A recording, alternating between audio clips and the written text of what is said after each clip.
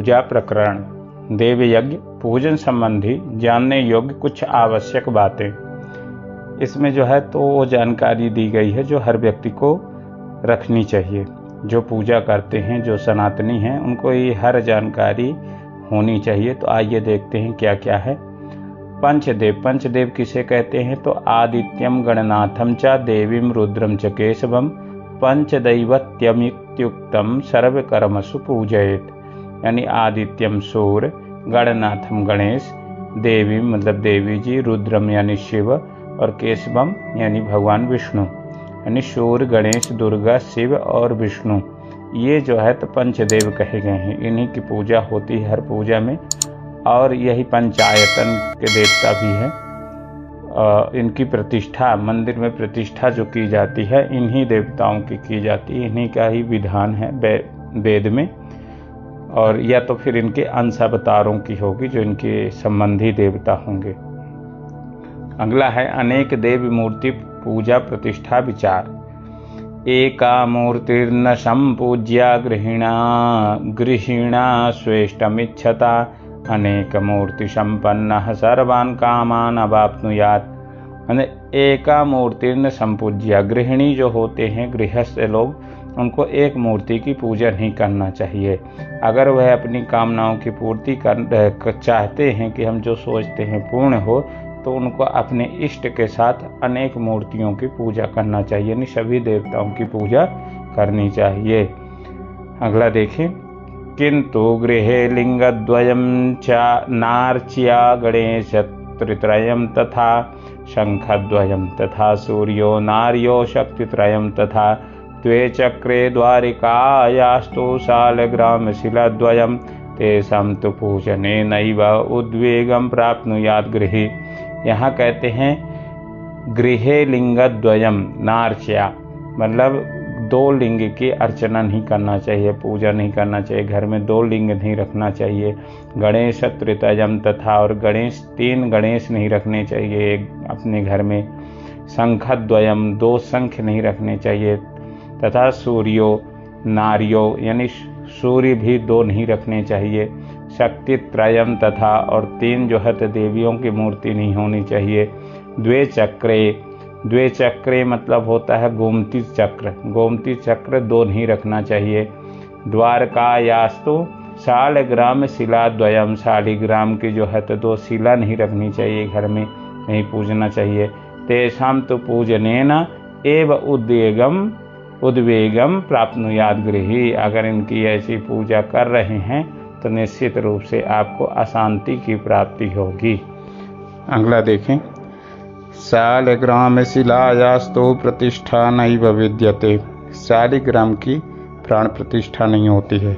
ये शालिग्राम नेपाल में गंडकी नदी में प्राप्त होते हैं और ये जैसे मिलते हैं उसी तरह ले आकर इनकी पूजा करनी चाहिए। इसमें कोई प्रतिष्ठा और संस्कार करने की जरूरत नहीं होती। इसमें भगवान स्वयं होते हैं। अगला देखिए। वाणलिंगानि राजेन्द्राख्यातानि भुवनत्रये न प्रतिष्ठा न संस्कारस्तेषां नावाहनं तथा। वाणलिंग जो होता है नर्मदेश्वर शिवलिंग, राजेन्द्राख्यातानि भुवनत्रये, तीनों लोक में विख्यात हैं। इनकी न प्रतिष्ठा की जाती है, न कोई संस्कार किए जाते हैं, न आवाहन किया जाता है। जैसे नर्मदा जी में मिलते हैं उसी तरह ले आके घर में पूजा कर लेना चाहिए। उसमें भगवान का स्वयं अंश होता है। अगला देखें। शैलीं दारुमयीं हैमीं धात्वाद्याकार संभवां प्रतिष्ठां वै प्रकुर्वीत प्रासादेव गृहे नृपा। कहते हैं शैलीं यानी शिला, पत्थर, दारुमयीं यानी काष्ठ लकड़ी, हैमीं माने सोना, धात्वा आद्या मतलब धातु आदि जो हैं, कार संभवाम यानी इनकी जो मूर्तियां होती हैं पत्थर की, काष्ठ की और सोना की, इनकी प्रतिष्ठा वै कुर्वीता प्रासादे व गृहे नृपा। इनकी प्रतिष्ठा घर में या तो मंदिर में करनी चाहिए। अगला देखें। गृहे चलार्चा विज्ञेया प्रासादे स्थिर संगिका इत्येते कथिता गार्गा मुनिभिः कर्मवादिभिः। कहते हैं गृहे चलार्चा विज्ञेया, घर में अगर किस मूर्ति की प्रतिष्ठा कर रहे हैं तो चल मूर्ति की प्रतिष्ठा करना चाहिए, जिससे जो है तो उसको इधर से उधर ले जाया जा सके। प्रासादे स्थिर संज्ञिका, अगर मंदिर में कर रहे हैं तो अचल मूर्ति की प्रतिष्ठा करनी चाहिए जो स्थिर रहती है। यह कर्म ज्ञानी मुनियों का मत है। अगला देखें, गंगा प्रवाहे सालग्राम शिलायाम च सुरार्चने द्विजपुंगवनापेक्षे आवाहन विसर्जने शिवलिंगे सर्वेषां देवानां पूजनं भवेत् सर्वलोकमये यस्मात् शिव शक्ति विभो प्रभु। यहाँ कहते हैं गंगा प्रवाहे, यानी गंगा जी में आप किसी भी देवता को आवाहन न करते हुए भी पूजन कर सकते हैं। यानी गंगा जी में जाके किसी देवता के नाम से जो चीज़ आप चढ़ाएंगे, अर्पण करेंगे, उस देवता को प्राप्त हो जाएगा। शालिग्राम शिलायाम, शालिग्राम की अगर शिला में किसी देवता की पूजा करना चाहते हैं तो सभी देवताओं का अर्चन कर सकते हैं। उसमें भी कोई आवाहन प्रतिष्ठा की जरूरत नहीं है। सभी देवताओं की एक ही शिला में पूजा की जा सकती है। नापेक्षे आवाहन विसर्जन, इनमें न आवाहन करने की जरूरत है न विसर्जन करने की। शिवलिंगे सर्वेषां देवानां पूजनम भवेत्, सभी देवताओं की भी पूजा शिवलिंग में की जा सकती है। शिवलिंग में भी किसी के आवाहन करने की जरूरत नहीं है न विसर्जन करने की। यानी इन सभी देवताओं की पूजा आप गंगा जी या शालिग्राम या शिवलिंग पर कर सकते हैं। अगला देखें, देवी देवताओं पर पुष्प आदि चढ़ाने की विधि, मतलब पुष्प पत्र ये सब आदि कैसे चढ़ाए जाते हैं, कौन से चढ़ाए जाएंगे, कौन से निषेध हैं, इनको देखते हैं।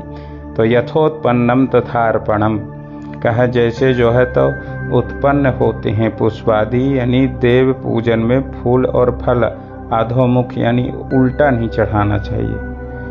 कैसे चढ़ाना चाहिए? जैसे उत्पन्न होते हैं वैसे ही चढ़ाना चाहिए। जिस ऊपर को मुख जिस साइड का रहता है वो ऊपर ही रहे, ऐसे ही चढ़ाना चाहिए। तो यानी जितने भी पत्र हैं, जितने भी पुष्प हैं, फल आदि, ये सब जो है तो अधोमुख नहीं चढ़ाना चाहिए, हमेशा ऊपर की ओर ही करके चढ़ाना चाहिए। केवल एक ही पत्र है बिल्व पत्र जो उल्टा चढ़ाया जाता, बाकी सब ऊर्ध्वमुख रहेंगे।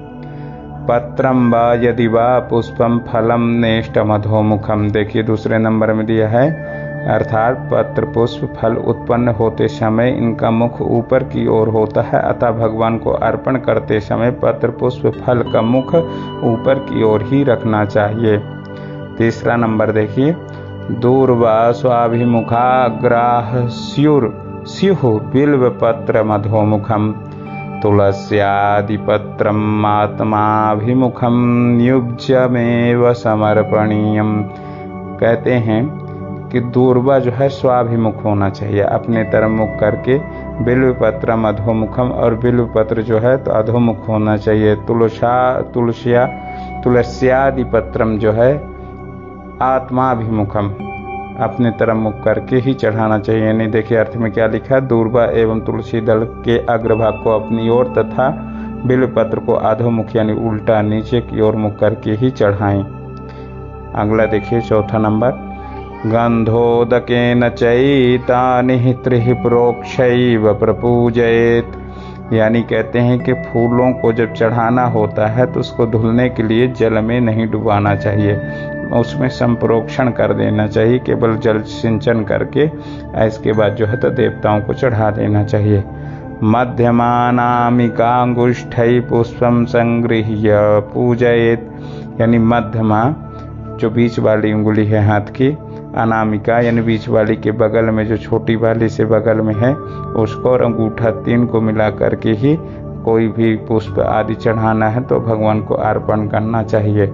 छठा नंबर देखिए, अंगुष्ठ तर्जनीभ्याम तो निर्माल्यम अपनोदयेत्, यानी जब भगवान से कोई पुष्प चढ़ा हुआ उतारना है तब अंगूठा और अंगूठे के बगल वाली उंगली तर्जनी उससे उतारना चाहिए।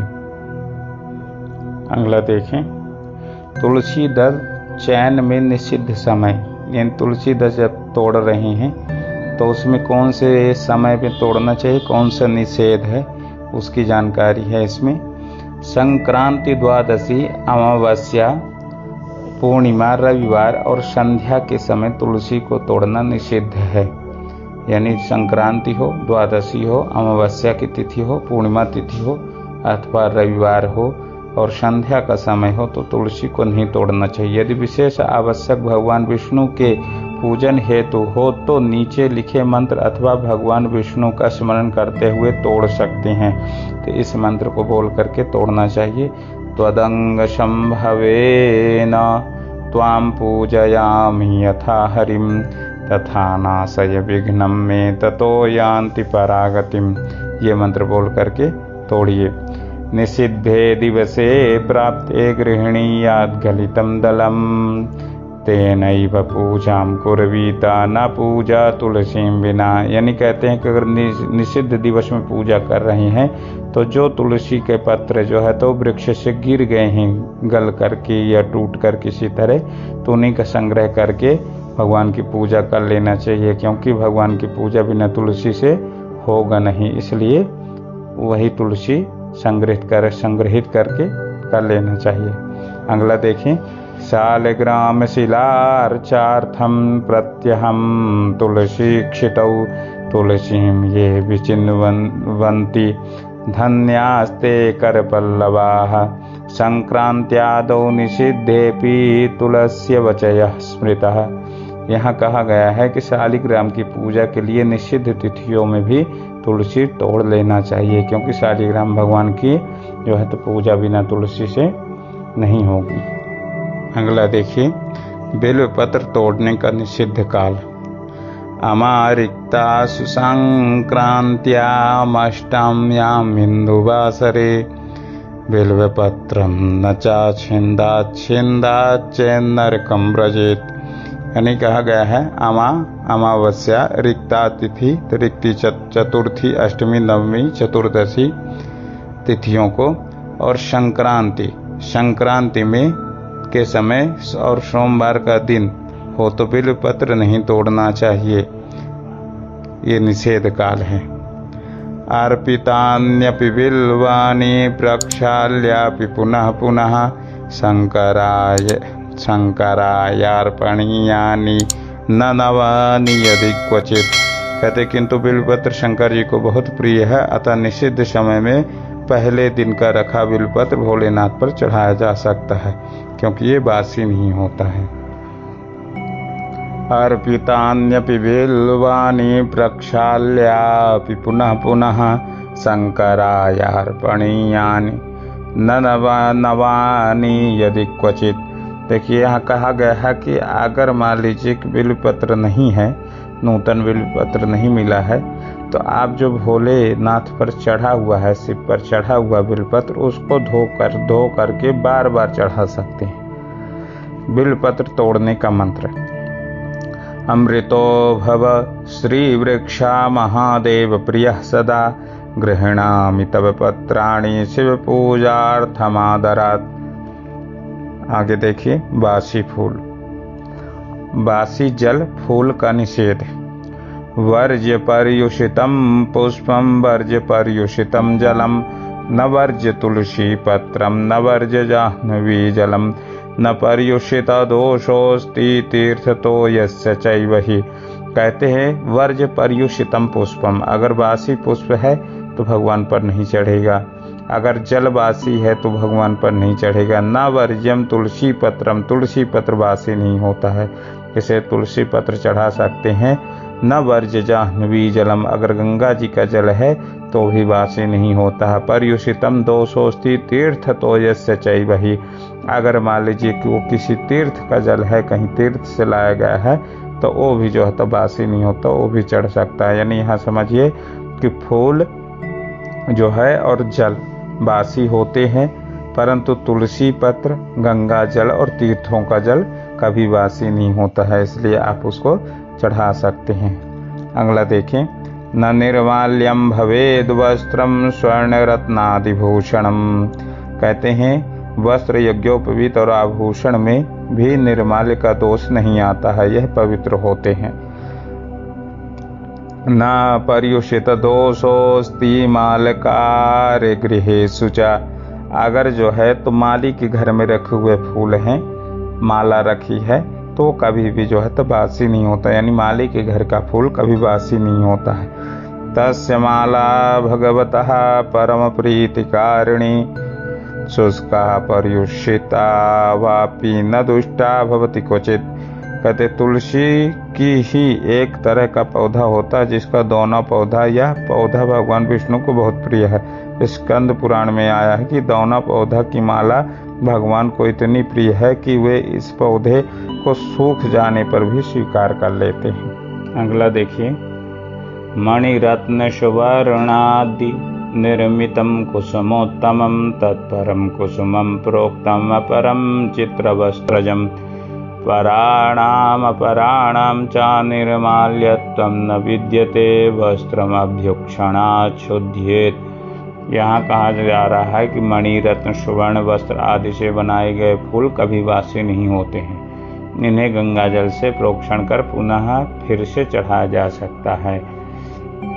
अगला देखें, तस्मान् मानसमेवातः सस्तं पुष्पं मनीषिणां बाह्य पुष्प सहस्राणां सहस्रायुतकोटिभिः पूजिते यत्फलं पुंसां तत्फलं त्रिदशाधिपा मानसे नैकेन पुष्पेण विद्वानाप्नोत्य संशयम्। कहते हैं कि मानस जो है मन से चढ़ाया हुआ पुष्प जो बाहरी पुष्प के सहस्रों पुष्प के बराबर होता है, यानी बाहरी पुष्प जो है तो आप जितना भगवान को चढ़ाएंगे उतना एक मानस पुत्र, अगर 1000 फूल चढ़ाए हैं तो मन से जो है तो एक पुष्प केवल चढ़ा देना, मानसिक पुष्प, कुछ लेना नहीं है, मन से भगवान को अर्पित कर देना कि हम पुष्प अर्पित कर रहे हैं, ऐसी भावना रखें।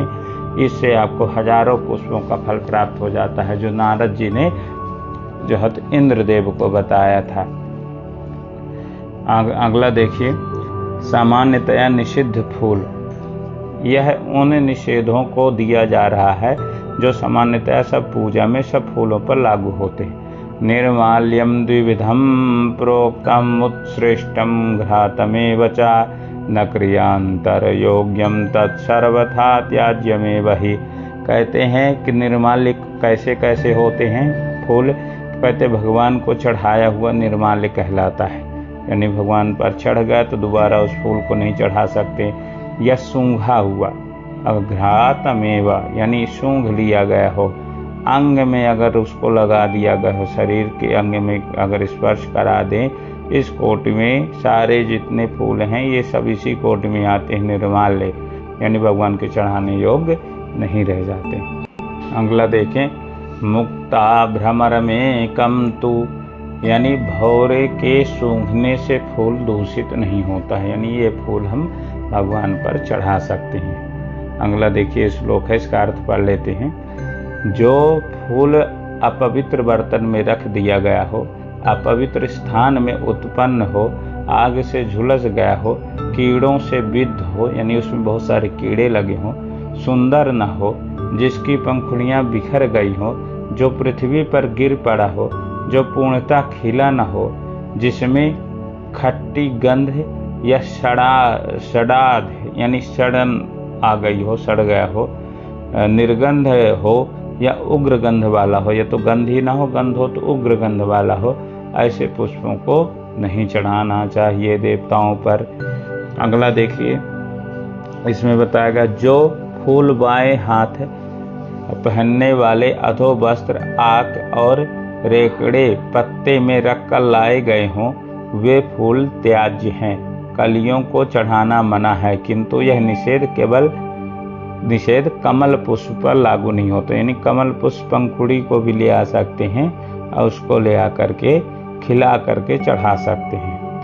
अगला देखिए, हस्ते घृतानि पुष्पाणि ताम्रपात्रे च चंदनम गंगोदकम चर्मपात्रे निषिद्धम सर्वकर्मसु, यानी हस्ते घृतानि पुष्पाणि, अगर हाथ में जो है तो पुष्प वो किया गया है घृत, पुष्पाणि ताम्रपात्रे च चंदनम, ताम्र पात्र में जो है तो चंदन ले लिया गया है। यदि पुष्प आदि हाथ में और चंदन ताम्र पात्र में रखे गए हों, गंगा जल चर्म पात्र में रखे गए हों, चमड़े का पात्र हो उसमें रखा गया हो, निषिद्धम सर्वकर्मसु, ये सभी कर्मों में निषिद्ध हैं, त्यज्य हैं, इनको नहीं चढ़ाना चाहिए भगवान पर। अगला देखिए, पूजा करने हेतु दिशा उपवेशन, कौन सी दिशा में बैठ करके पूजा करना चाहिए, किन देवताओं की? तो पुरतः सर्वदेवाश्च पश्चिमे च मानवा उत्तरे ऋषितीर्थानि दक्षिणे पितरस्तथा, यानी पूर्व दिशा में सभी देवताओं की पूजा करना चाहिए, पूर्व दिशा की ओर मुख करके। पश्चिम में जो है तो मानवा यानी गंधर्वों की पूजा करना चाहिए। उत्तरे ऋषि तीर्थानि, उत्तर दिशा में ऋषियों की पूजा करना चाहिए। दक्षिणे पितरस्तथा, और दक्षिण दिशा में पितरों की पूजा करनी चाहिए। अगला देखें, वामे सिंदूर दाने चा वामे चैविदुरागमे वामे शनैकशय्यायां भवेज्जाया प्रियार्थिनी सर्वेषु धर्म कार्येषु पत्नी दक्षिणतो भवेत् अभिषेके विप्रपादक्षालने वामतः सदा। वाम सिंदूर दान, जब सिंदूर दान करते हैं तो पत्नी को बाएं ओर रहना चाहिए। वामे दुरागमने, या दुरागमन अगर हो रहा, गमना हो रहा तो उस समय भी पत्नी पति के बाएं ओर रहती है। वामे शनैक शय्यायाम, शैया में भी जब सोते हैं तो पत्नी बाएं होती है। भवेज्जाया प्रियार्थिनी सर्वेषु धर्म कार्येषु, जितने धर्म कार्य होते हैं पूजन आदि, पत्नी दक्षिणतः भवेत, हमेशा दक्षिण में बैठती है, दाहिने ओर। अभिषेक विप्रपादक्षालने वामतः सदा, और अभिषेक में और विप्रपादक्षालने यानी ब्राह्मण के पैर धुलने में हमेशा बाएं होती है। देखिए आचमन विधान है, गोकर्णाकृति हस्तेनामासमात्रं जलं पिबेत् आचमनं तु तत्प्रोक्तं सर्वकर्मसु पावनम, यानी जब आचमन करते हैं तो गोकर्ण का, गाय के कान के जैसे हाथ को बना लेना चाहिए, यानी तर्जनी उंगली को मोड़कर अंगूठे से फंसा लेना चाहिए और उसमें जल ले करके उसे पी लेना चाहिए, और ब्रह्म तीर्थ से हमेशा आचमन करना चाहिए।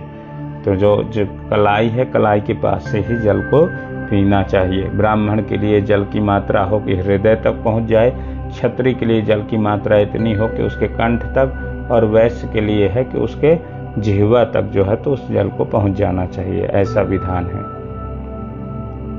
यहाँ लिखा है, स्त्रियों के बाएं हाथ में ही रक्षा सूत्र बांधने का शास्त्रीय विधान है। अगला देखें, तिलकम कुंकुमेनैव सदा मंगल कर्मणि कारयित्वा सुमतिमान्न श्वेतचंदनं मृदा स्नाने दाने जपे होमे देवता पितृकर्म च तत्सर्वं निष्फलं यान्ति ललाटे तिलकम विना, यानी बिना तिलक लगाए हमेशा जो है तिलक कर कर के ही सभी कार्य करना चाहिए। तीर्थ स्नान, जप, कर्म, दान, कर्म, होम आदि पितर हेतु जो कार्य हैं, ये सारे कार्य अगर बिना तिलक के किए जाएं तो ये सब निष्फल हो जाते हैं, इसलिए तिलक लगाकर ही कार्य करना चाहिए। अगला देखें, अनामिक्यास देवस्या ऋषीणां च तथैव च गन्धानुलेपनं कार्यं प्रयत्नेन विशेषतः पितॄणाम् अर्चयेत् गन्धं तर्जन्या च सदैव हि तथैव मध्यमांगुल्याधार्यो गंधा सदा बुधैः। यहाँ इसका अर्थ थोड़ा गलत दिया हुआ है, पर देख समझ लीजिए। अनामिक्या च देवस्या ऋषीणां च तथैव च, यानी अनामिका उंगली जो छोटी उंगली है उसके बगल वाली उंगली से हमेशा जो है तो देवताओं को चंदन लगाना चाहिए, और ऋषियों के लिए गंधानुलेपनम कार्यम प्रयत्नेन विशेषतः पितॄणाम अर्चयेत् गंधम तर्जन्या, यानी अंगूठे के बगल वाली जो उंगली है उससे, तो उस तर्जनी उंगली बोलते हैं, तर्जनी से जो है तो पितरों को जो है तो चंदन आदि लगाना चाहिए। अब मध्यम अंगुलिया से जो है बीच वाली उंगली से स्वयं को लगाने के लिए विधान है।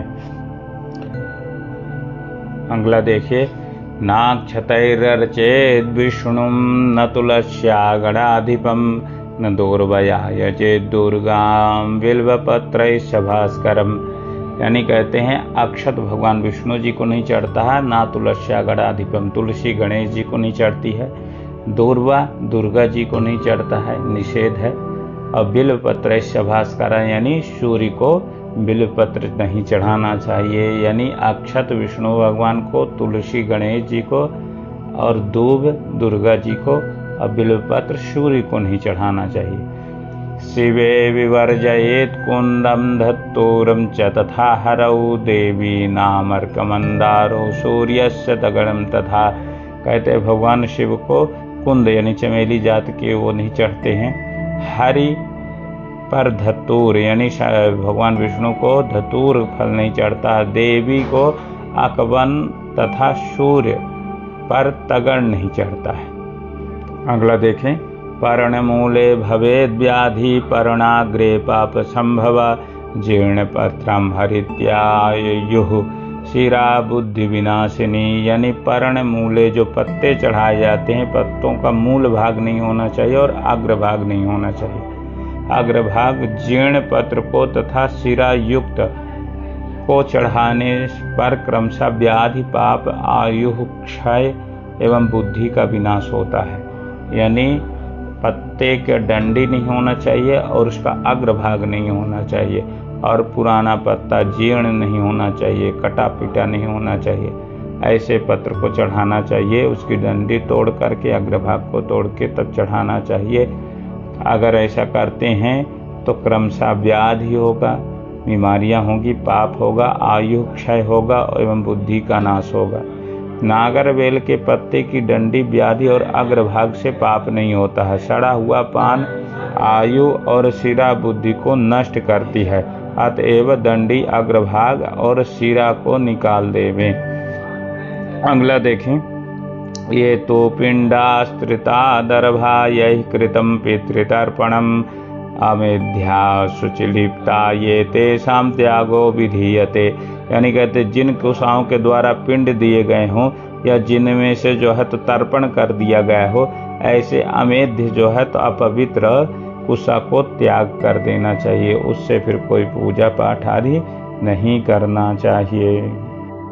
हमारी ये वीडियो आपको कैसी लगी कमेंट करके जरूर बताएं और अगर जो आप हमारे चैनल पर नए हैं तो हमारे चैनल को सब्सक्राइब कर लें और बेल आइकन को दबा लें, जिससे हमारी वीडियो की पहली अपडेट आपको तुरंत मिल जाए। धन्यवाद।